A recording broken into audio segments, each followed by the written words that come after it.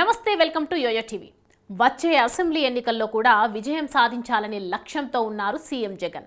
అందుకు కావలసిన వ్యూహాలతో గెలుపు దిశగా అడుగులు వేస్తున్నారు. ఈ నేపథ్యంలోనే నియోజకవర్గాల్లో మెరుగైన ఫలితాల కోసం ఇన్ఛార్జీల మార్పులు చేర్పులు చేపట్టారు. ఇప్పటికే 4 జాబితాల్లో 10 ఎంపీ 58 ఎమ్మెల్యే స్థానాలకు వైసీపీ అధిష్టానం ఇన్ఛార్జీలను మార్చింది. అయితే జగన్ గెలుపు కోసం ఏడాది నుంచే కసరత్తు ప్రారంభించారు. ఐపాక్ సర్వే సంస్థతో ప్రతి నియోజకవర్గంలో సీక్రెట్ సర్వే చేయించారు. ఈ సర్వేల ఆధారంగానే అభ్యర్థుల ఎంపిక జరుగుతోంది. అయితే ఇందులో సీఎంతో పాటు ఎంపీ మిథున్ రెడ్డి కూడా కీలక పాత్రను పోషిస్తున్నారు.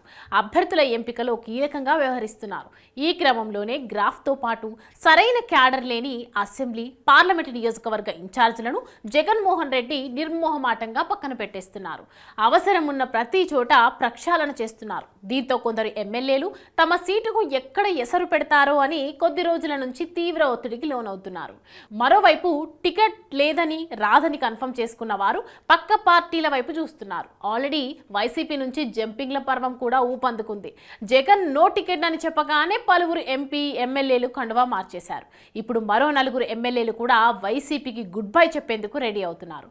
ఈ లిస్టులో ఎన్టీఆర్ జిల్లాకు చెందిన తిరువూరు ఎమ్మెల్యే రక్షణనిధి, పిఠాపురం ఎమ్మెల్యే పెండం దొరబాబు, కాకినాడ జిల్లా ప్రత్తిపాడు ఎమ్మెల్యే పర్వత పూర్ణ చంద్రప్రసాద్, పెనమలూరు నుంచి ప్రాతినిధ్యం వహిస్తున్న మాజీ మంత్రి కొలసు పార్థసారథి పేర్లు వినిపిస్తున్నాయి.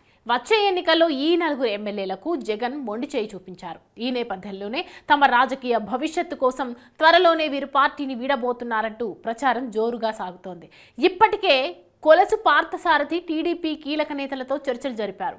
ఆయనకు న్యూజివీడు సీటు కేటాయించే ఆలోచనలో చంద్రబాబు ఉన్నారని అంటున్నారు. తిరువూరు ఎమ్మెల్యే రక్షణనిధి కూడా టీడీపీలో చేరబోతున్నారని వార్తలు వినిపిస్తున్నాయి. ఎమ్మెల్యే పెండం దొరబాబు, పర్వత పూర్ణ చంద్రప్రసాద్ జనసేన వైపు చూస్తున్నట్లు ఇన్సైడ్ టాక్ వినిపిస్తుంది.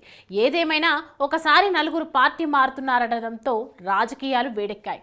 ఇంకా ముందు ఇలాంటివి ఎన్ని వినాల్సి వస్తుందో అని అంటున్నారు.